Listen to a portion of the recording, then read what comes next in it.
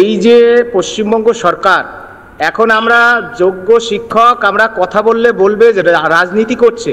আজকে সভায় দাঁড়িয়ে বলছে 10 লক্ষ চাকরি রেডি, ডবল ডবল চাকরি রেডি। আজকে নতুন চাকরি তো দিতেই পারছে না, উল্টে আমাদের নিজের মেধায় পাওয়া চাকরি রাজ্য সরকারের নেতামন্ত্রী ভাই ভাতিজাদের দুর্নীতির কারণে আজকের চলে যাচ্ছে।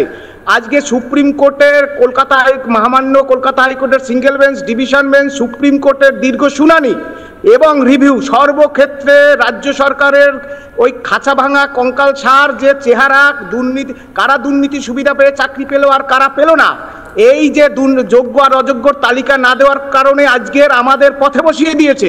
আজকে রাজ্য সরকার ভাতা দিচ্ছে, ভিক্ষা দিচ্ছে, পরিযায়ী শ্রমিকদের ভাওতাবাজি দিচ্ছে। আমরা 10 বছর পর কেন আপনাদের পাপের সাজা ভোগ করে আমরা পরীক্ষা দেব? পরীক্ষা যদি দিতেই হয় আমরা ওই এসএসসি 2016 সালের SLST 1 বা RLST আমরা দেব, যারা আনটেন্টেড এবং অল ডিজেবল।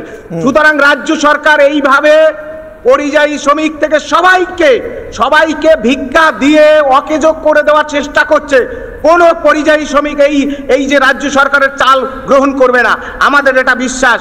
সুতরাং পশ্চিমবাংলাটাকে ধীরে ধীরে যে অন্ধকারের দিকে তলিয়ে দিয়েছে সরকার, তার বিরুদ্ধে পশ্চিমবাংলার প্রতিবাদীকামী মানুষ, মুক্তিকামী মানুষ, সমাজের সব অংশের মানুষ আপনারা রুখে দাঁড়ান।